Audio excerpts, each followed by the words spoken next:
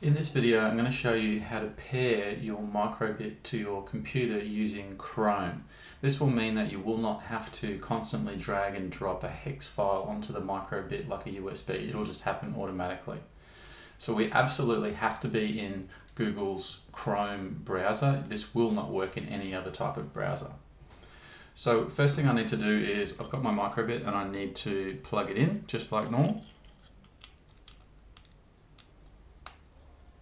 So plug it into the microbit and then plug the other end into my computer.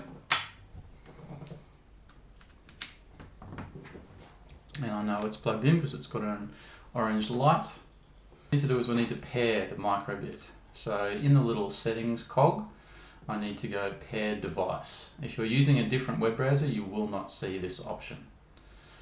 Pair device, yes, I want to pair my device. And then up here, this is the microbit. You can see I've already paired it already, but I'm going to do it again anyway. Won't hurt it at all. And then click connect.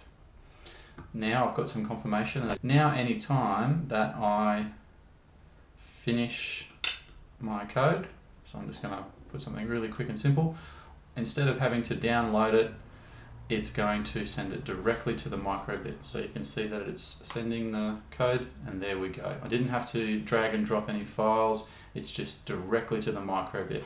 Now I can unplug it, come back the next day, plug it in again, do an update to my code or change something, hit download.